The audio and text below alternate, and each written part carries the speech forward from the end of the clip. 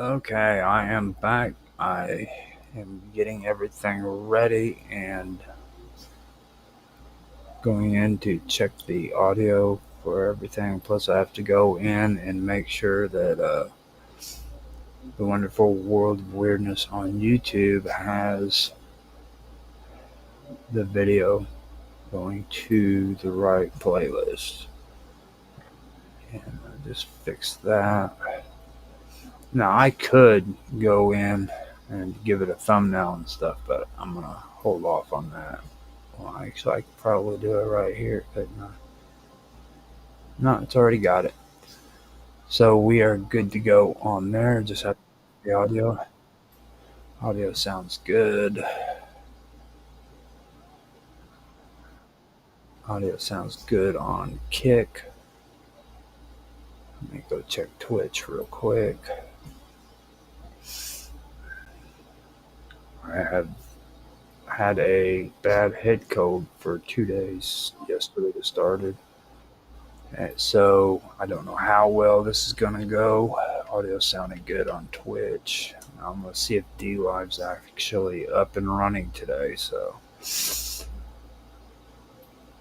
I was having some issues yesterday with it.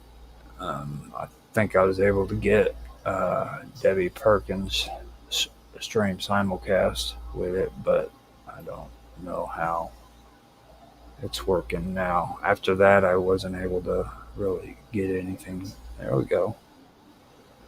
All right, so it sounds good on D Live as well. Looks like we are ready to go. So here we go. Hello, everybody, and welcome back to another episode of The Cut. I'll be your host. I am Roger Hanson here on the Wonderful World of Weirdness.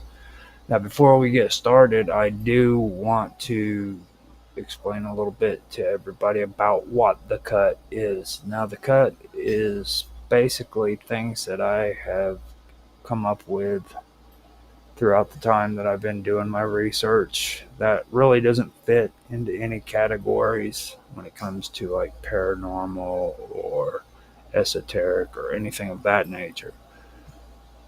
Also, I want to point out too that it has to also do with things that are basically not mentioned when it comes to history and things of that nature.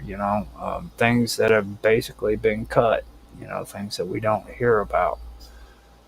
That is one of the things that I just recently put in because of the 15-minute videos that I've been putting out from back whenever I first started doing all of this until now. Now, those are still streaming, but these are the newer and updated live streams that I've started doing.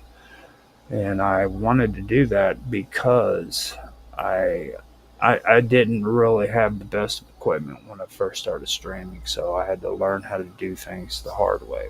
So that's the reason why the 15-minute videos that you watch kind of have problems. It's because it took time for me to actually be able to do stuff like this, like actually come in and stream.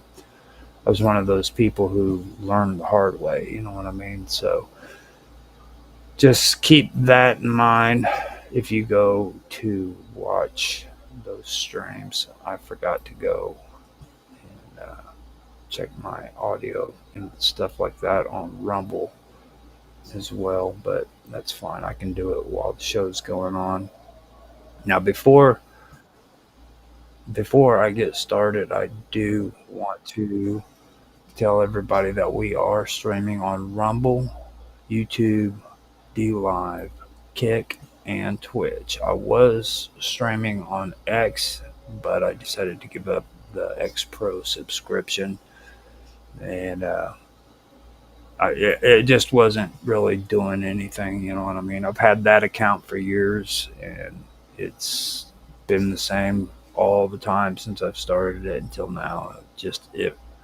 It really didn't do nothing for me when it comes to uh, well, reach was fine to a certain extent, but it didn't help with like subscribers or anything of that nature. So With that being said, I am going to go ahead and get the topics going. Also, hold up. Now, before I do the topics, I want to mention too that we are on Teams.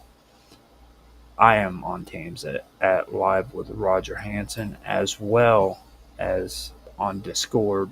The Wonderful World of Weirdness is on Discord there too. If you guys want to check us out there, kind of give us some support in Discord, make messages on the kind of stuff that you'd like to hear about, or even come on the stream and be a part of it. It's up to you. So, with that finally being said, let me go ahead and get into the topics.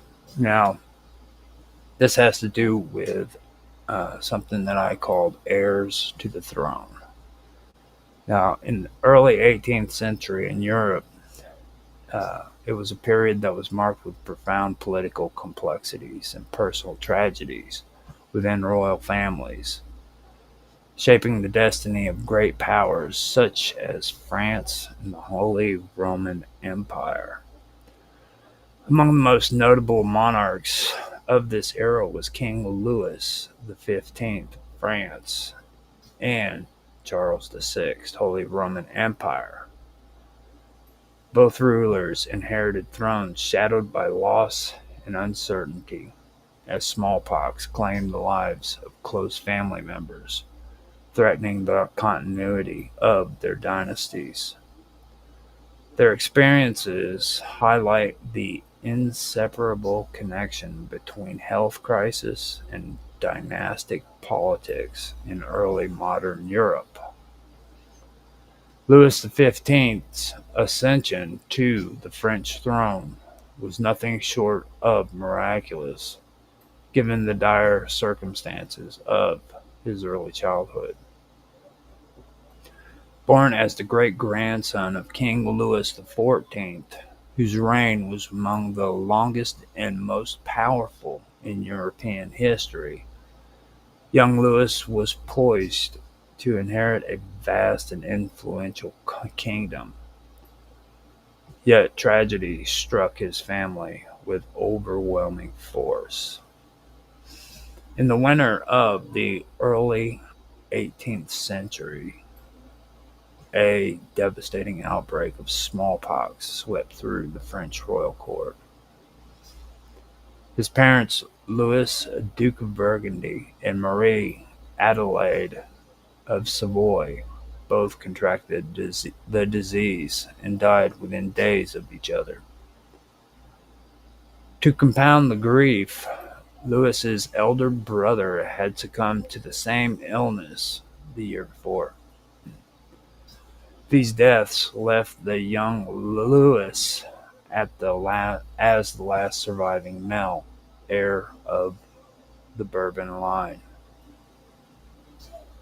This abrupt shift of fortune left the French monarchy in a precarious state.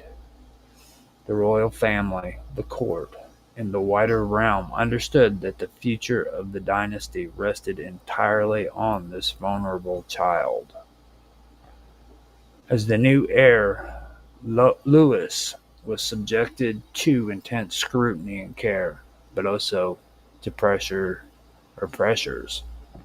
typical of a monarchy desperately seeking stability. One significant figure in guiding the young king was his uncle, the Duke of Orleans,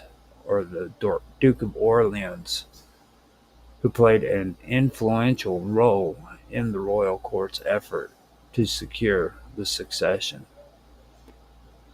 It was common practice in royal households for heirs to be encouraged, even pressured, to produce offspring as soon as they were physically capable, since the survival of the dynasty depended on clear and numerous heirs. In Louis's case, his uncle actively pushed him towards sexual activities at a young age, emphasizing the urgency of producing an heir to ensure the Bourbon dynasty's con- continuation. This pressure was not merely personal but deeply political.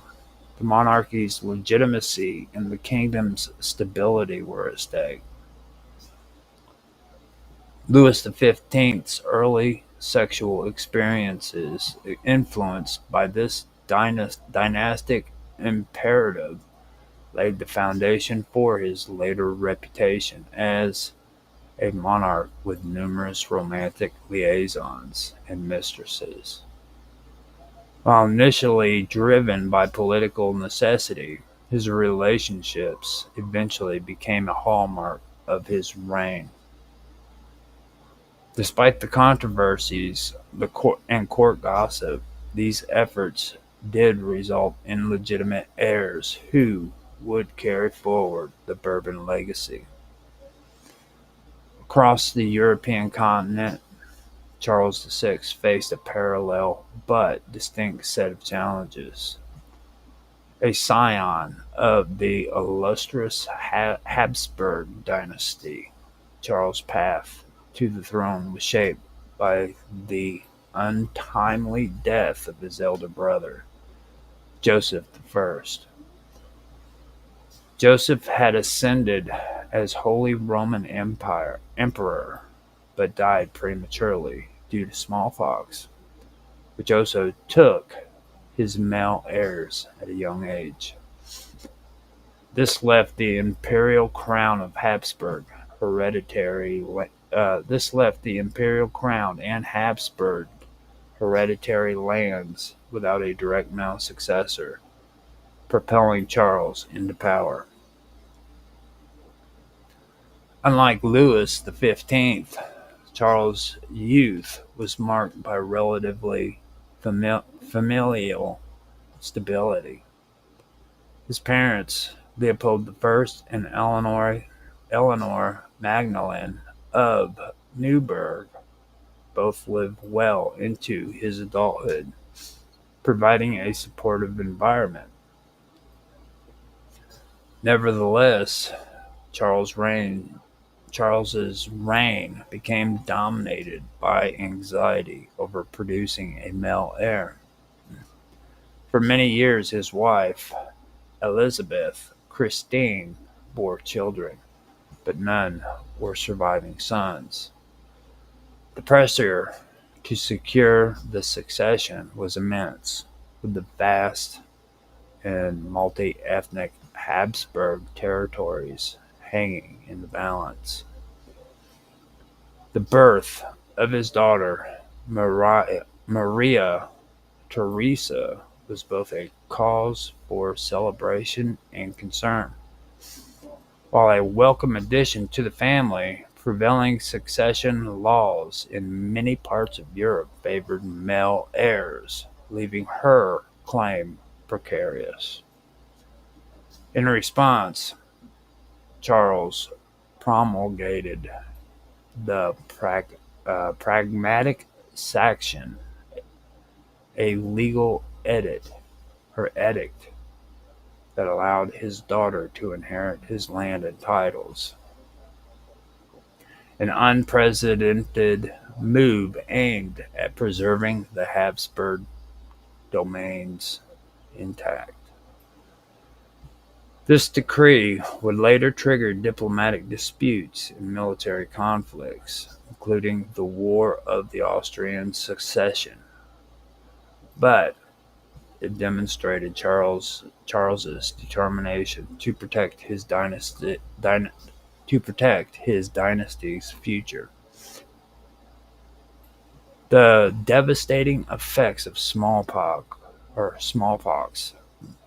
on both royal families royal hold up the devastating effects of smallpox on both royal families illustrates the vulnerability of even the most powerful to the ravages of the disease or of disease.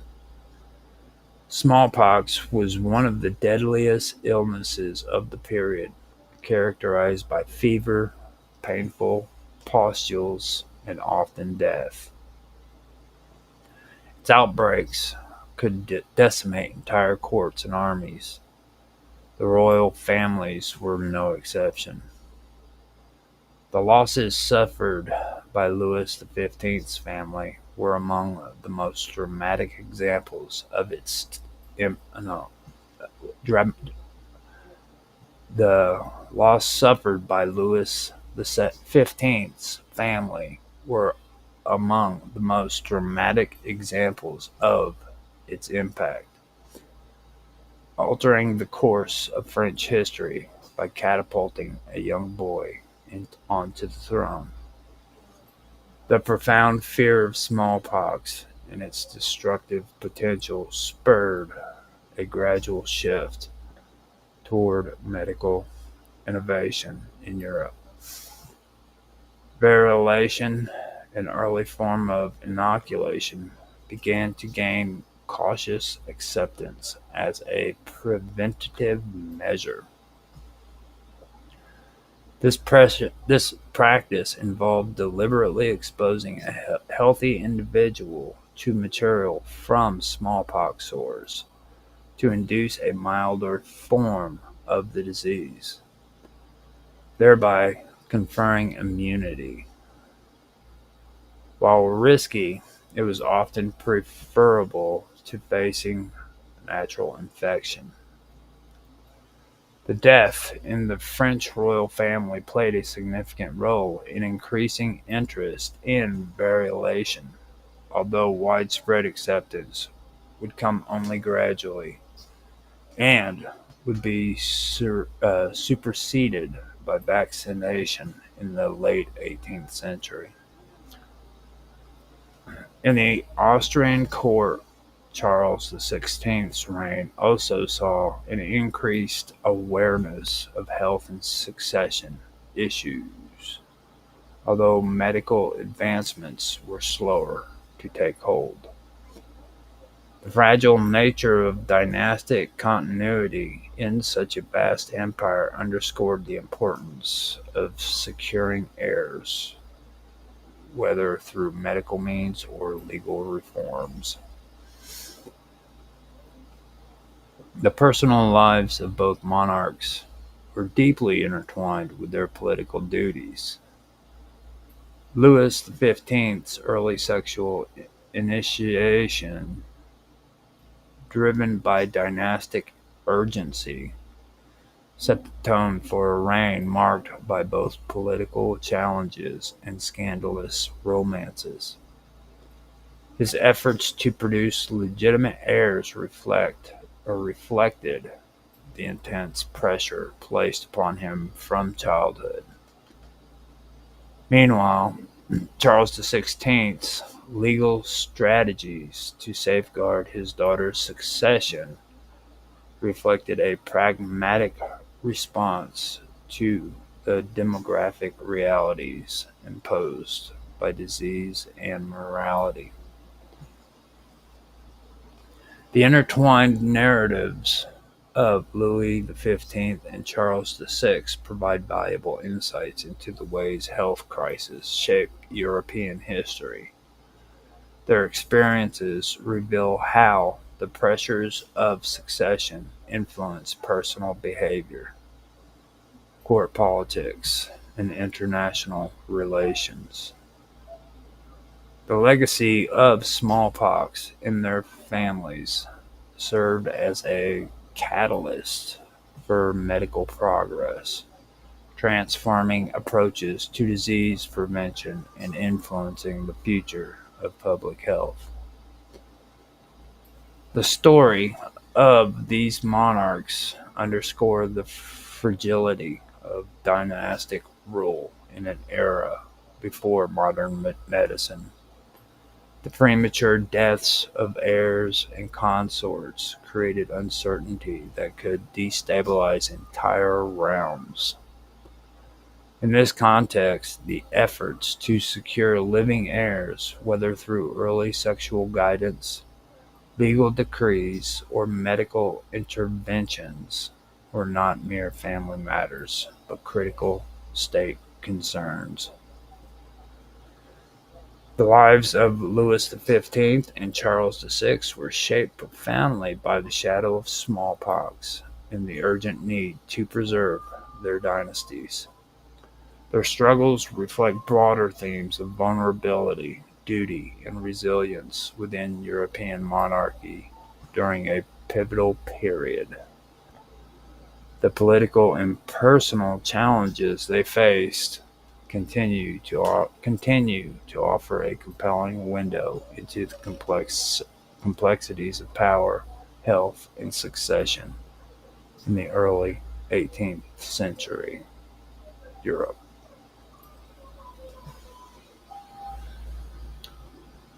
The 17th century in Central and Eastern Europe was a time of shifting alliances, competing empires, and ideological warfare between rival faiths and dynasties.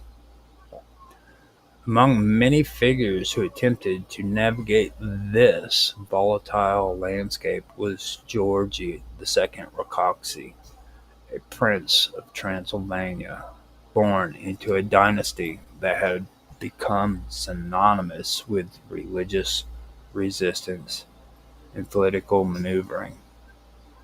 Georgy II inherited not only his father's throne, but also his ambitions. Yet his reign would come to be defined less by consolidation and security than by overreach, political miscalculation, and ultimately downfall. His ill-fated campaign into the Polish-Lithuanian Commonwealth would become a cautionary tale of a regional leader who misunderstood the balance of power and placed his principality on a collision course with disaster. Transylvania in the early modern era was a principality tucked into the Carpathian Mountains, surrounded by more powerful entities, including the Ottoman Empire, the Habsburg monarchy, and the Polish-Lithuanian Commonwealth. Though formerly a vassal of the Ottoman Sultan, Transylvania had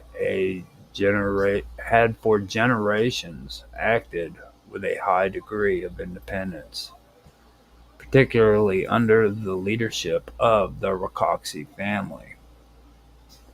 The Rákóczis, known for their Calvinist faith, were champions of Ottoman suzerainty,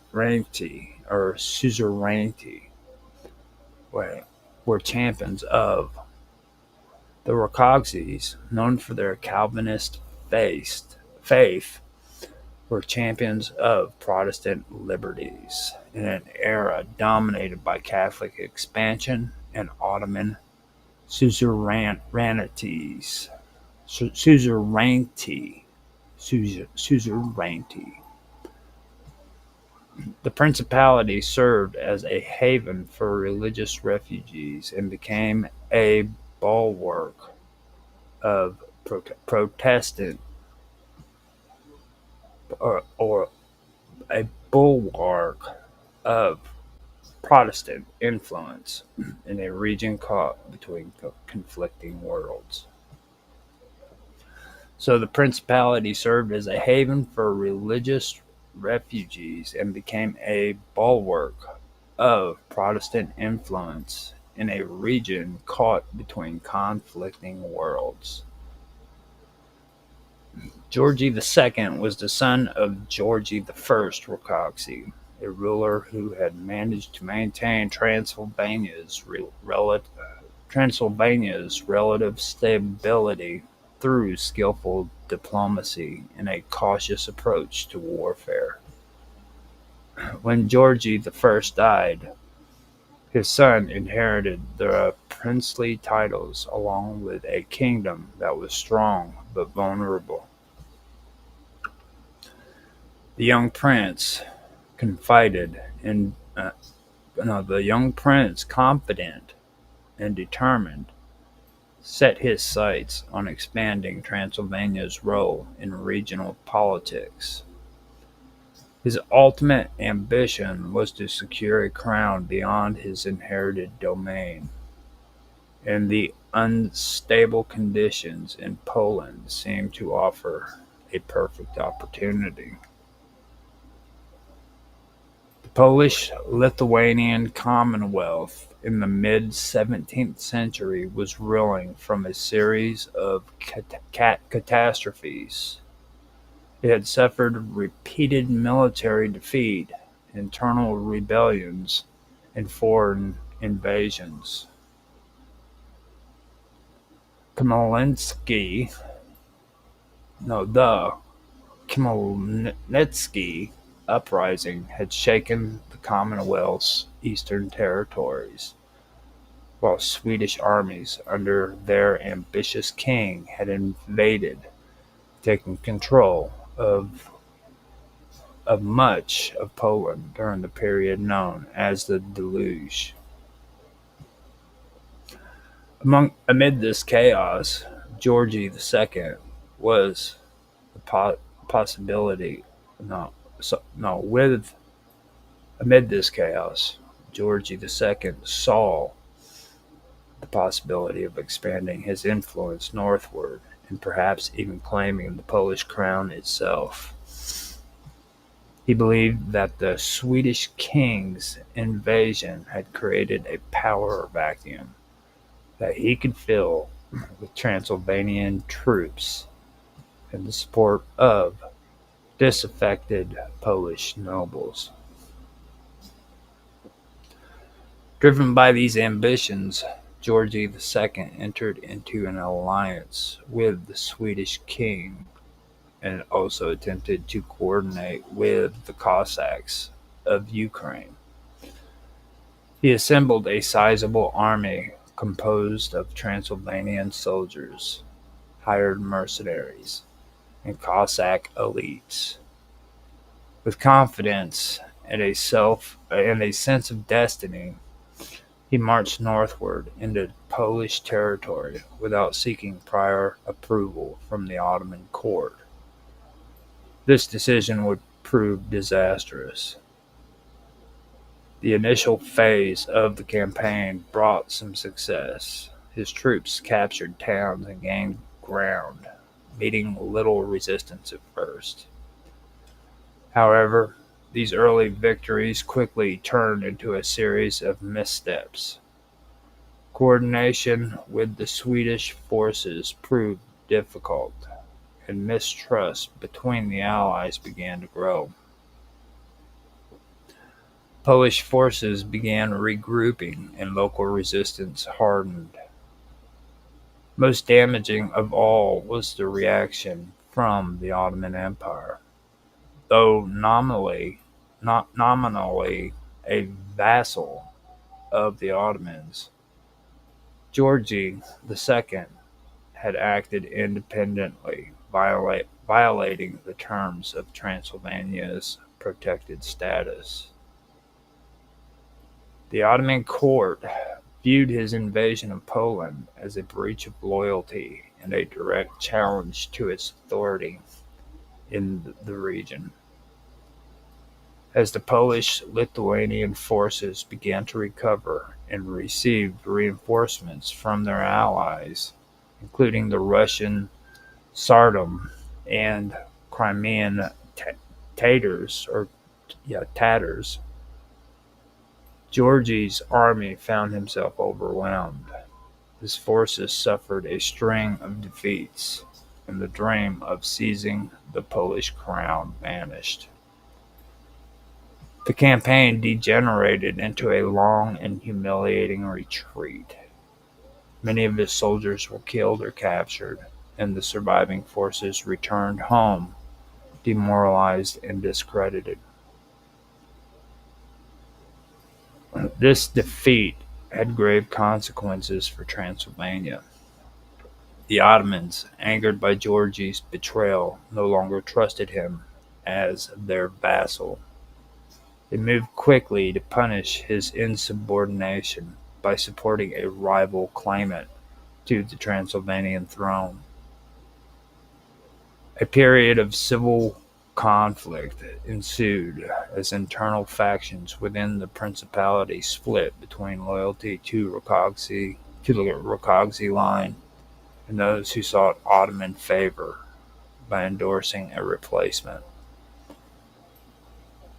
Georgi II attempted to reassert his position through negotiation and military force, but his prestige had been shattered. The once confident prince now faced a principality of disarray and overlord, an external overlord ready to remove him. Though Georgi managed to regain temporary control of his court, his authority was never fully restored. The principality's independence had been irreparable, irreparably damaged. The principality's independence had been irreparably damaged. The Ottomans began to intervene more directly in Transylvanian affairs, weakening its autonomy and setting the stage for further occupation and eventual domination by the Habsburgs.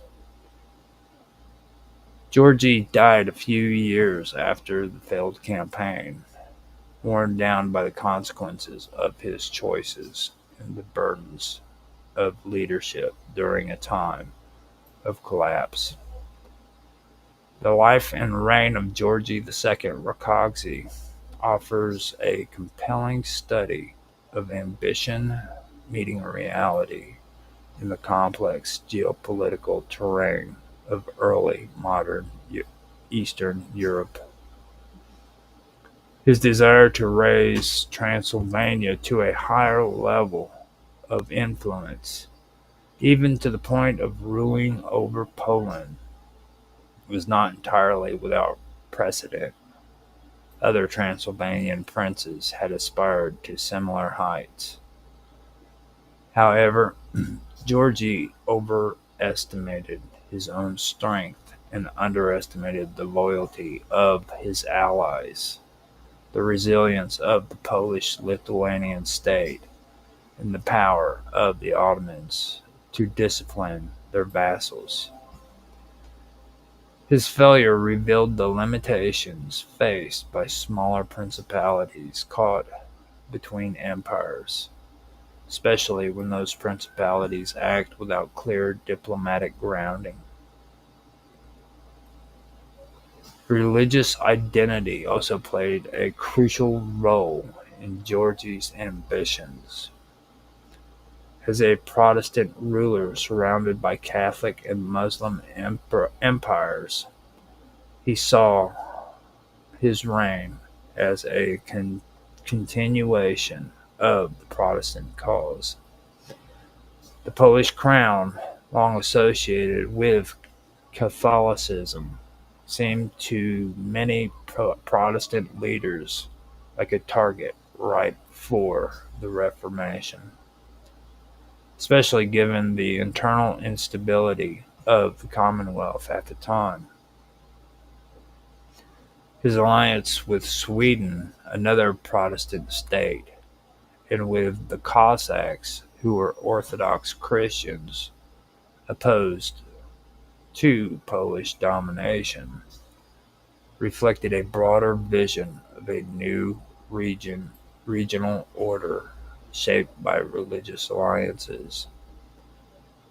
Yet this vision was ultimately unrealistic, as the conflicting interests of these groups prevented genuine cooperation, and the resulting alliances quickly fell apart under the pressure of war. Georgi's campaign also revealed the changing nature of warfare in the 17th century. mercenary armies, unreliable allies, and logistical challenges plagued even the best planned campaigns. Without a disciplined and well supplied military force, even the most ambitious plans could not be sustained. The scorched earth tactics used by opposing armies, the lack of local support in occupied territories, and the absence of centralized coordination doomed the campaign from the start. The retreat became a rout, and the ensuing humiliation shaped Transylvania's politics for years to come. The personal legacy of Georgie II is therefore a mixed one. He was not without he was not without courage or vision. His dreams of elevating Transylvania were in line with the broader aspirations of his family and of many regional leaders who saw independence and greatness despite the pressure of empire. Yet his failure to respect the limits of his position, his misreading of diplomatic obligations, and his poor military judgment left Transylvania weaker and more dependent on outside powers. After his death, Transylvania continued its decline, increasingly influenced by Ottoman administrators and eventually absorbed into the growing sphere of the Habsburg monarchy. The principality's rule as a refuge for Protestantism faded.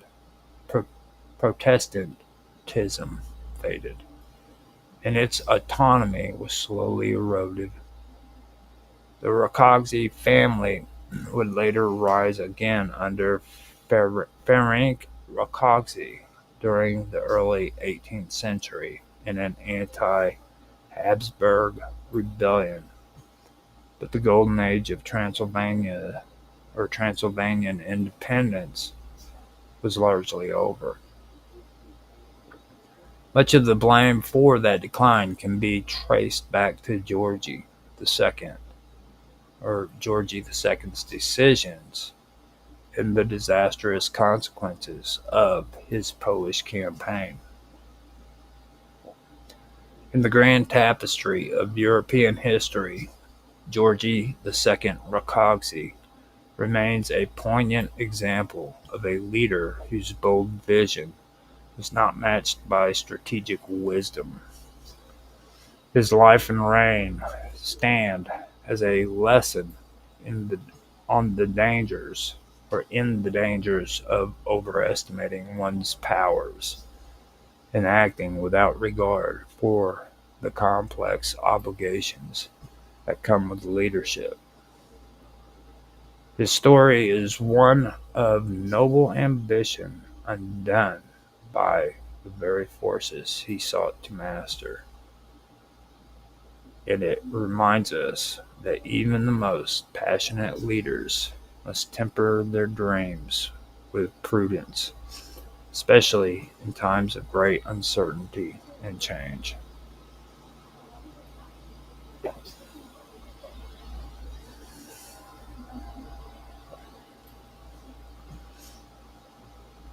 The Order of the Golden Fleece was founded in the 15th century and became one of the most powerful and prestigious chivalric orders in European history. Its influence extended from the feudal courts of Burgundy to the sprawling realms of the Habsburg dynasty, where it served as a ceremonial and political tool across centuries of shifting power. The order was originally established by Philip the Good, Duke of Burgundy, in the early part of the century. And what began as a dynastic effort to enhance his prestige evolved into a significant institution that reflected the ideas of nobility, Christian unity, and dynastic loyalty. The history of this order is woven into the fabric of European aristo- no, aristocracy. The history of this order is woven into the fabric of European aristocracy, war, diplomacy, and spiritual culture. Philip the Good ruled over an extensive territory that stretched across much of what is now modern-day France, Belgium, Luxembourg, and the Netherlands. Though not a king in title, Philip exercised kingly authority over his domains and was eager to legitimize his power in ways that resonated with the medieval ideas of Christian knighthood and courtly refinement.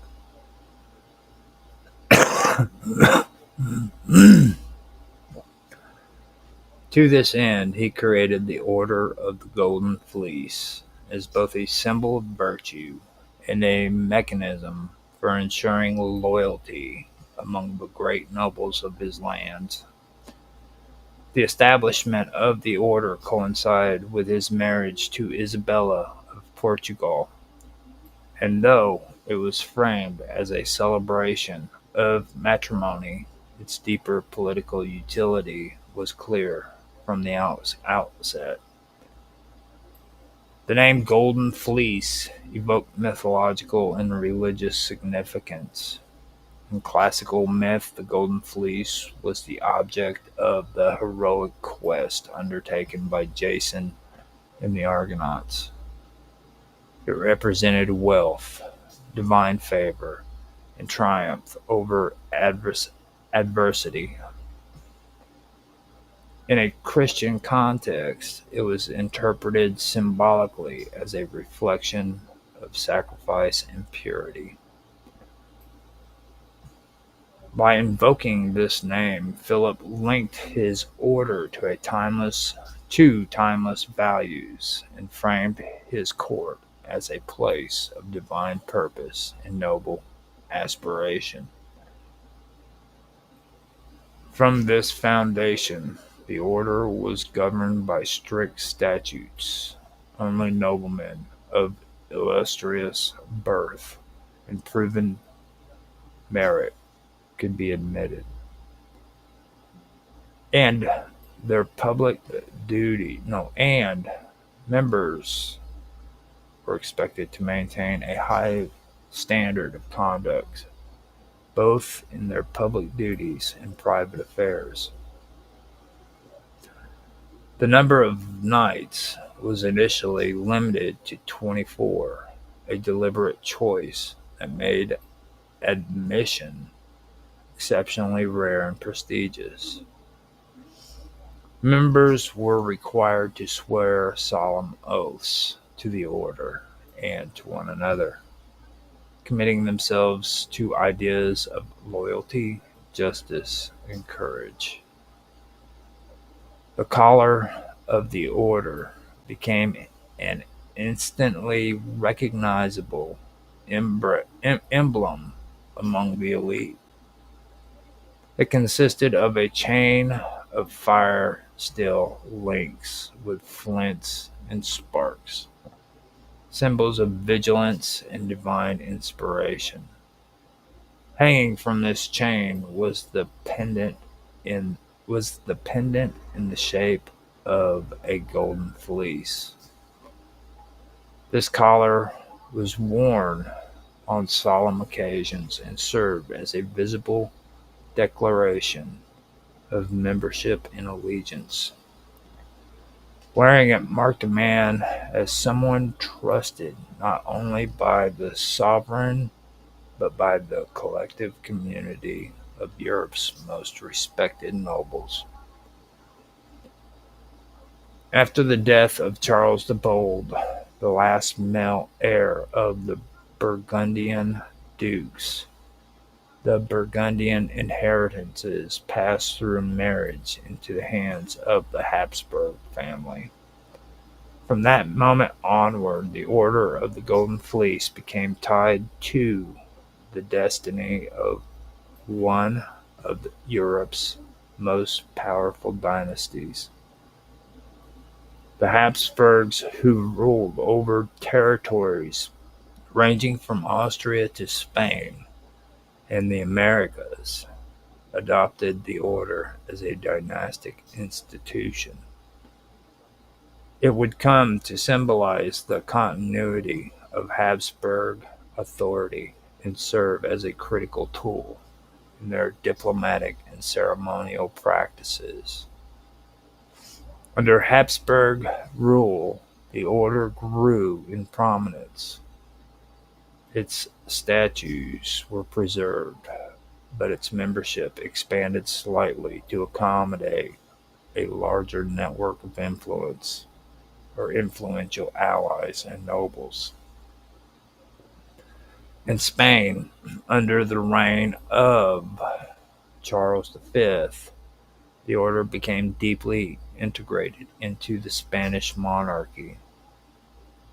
Charles, having inherited both the Burgundian lands and the Spanish throne, used the order to reward loyal service, forge alliances, and reinforce the moral authority of his rule. The order's connection to the Catholic faith was emphasized during this period, especially as it became a bulwark against the rising tide of Protestantism during the Reformation. Throughout the early modern period, memberships of the Order of the Golden Fleece was one of the highest honors that could be bestowed. It was often used to secure political loyalty or celebrate military and diplomatic achievements. Knights of the Order were frequently monarchs, dukes, generals, and ecclesiastical leaders whose service aligned with the interests of the Habsburg crown. The decision to induct a new knight was not taken lightly. It required unanimous approval from the existing members and usually involved considerable ceremony. Each new knight swore an oath before the Grand Master of the Order, who was always the ruling Habsburg monarch. This ceremony was followed by elaborate rituals, including the presentation of the collar and a religious mass. In addition to their personal obligations, Knights of the Order were also expected to assist one another and act as a brotherhood. The spirit of mutual defense and loyalty gave the order a cohesive or a cohesion that few other knightly institutions could match. The order's annual chapters or formal meetings were held in cathedrals and great halls across the Habsburg realms. These meetings included spiritual observances, processions, and discussions of political and social matters of importance to the realm. They also served to reinforce the idea that the knights were not merely individual actors, but part of a unified body representing the moral and political ideas of Christian monarchy. As the centuries passed, the Order of the Golden Fleece remained relevant even as the political landscape of Europe began to change. The rise of nation-states, constitutional monarchies, and republican movements pose challenges to the traditional aristocratic orders. To the traditional aristocratic orders. Yet the order adapted. It continued to function both as a ceremonial institution and a diplomatic tool. It provided legitimacy to newly crowned monarchs, cemented alliances between European powers, and preserved the vestiges of chivalry tradition in an increasingly modern world. With the division of the Habsburg Empire, the order eventually split into two branches. One was maintained by the Spanish monarchy and the other by the Austrian branch of the Habsburgs. Both branches claimed legitimacy from the original founding and continued to induct members based on their respective traditions. Despite the separation, both retained the symbolism, rituals, and foundational statutes of the Burgundian origin. In Spain, the order became closely associated with royal ceremonies and state functions. Kings conferred it upon foreign monarchs, nobles, and high-ranking officials who had shown extraordinary service to the Spanish state or its Catholic values. In Austria, the order remained a symbol of dynastic continuity and was used to maintain the ceremonial dignity of the Habsburg house, even after the collapse of the Austro-Hungarian Empire. The modern era has seen the order retain much of its historical prestige, even as its original political power has diminished in both Spain and Austria. The order is now largely honorary, but it continues to be a highly respected symbol of cultural heritage and aristocracy distinction. The Spanish king, who serves as the Grand Master of the Spanish branch, has conferred the order upon prominent international figures, including monarchs, heads of state, and cultural leaders. The Austrian branch, maintained by the descendants of the Habsburg family, similarly grants membership as a mark of distinguished service to Christian Europe and the legacy of the empire. What sets the Order of the Golden Fleece apart from other knightly orders is its unbroken link to the dynastic identity of the Habsburgs and its original function as a political instrument of Burgundy ambition. While other orders were created by kingdoms and states, the Golden Fleece was created by a dynasty and has remained in dynastic hands ever since. This has given it a particular character that resists the erosion of time and changing political regimes. Yeah, it's like I said before I started doing this. I have been having some issues with the head cold right now, so I apologize for anything that reflects that. Like if I cough or anything, I know I've been having a hard time reading stuff, but that's okay because I always have a hard time reading stuff. So I'm pretty sure if you guys watch this, you're used to that. I would like to thank anybody and everybody who has shown up and watched. I'd like to say thank you to Serve Balance on D Live.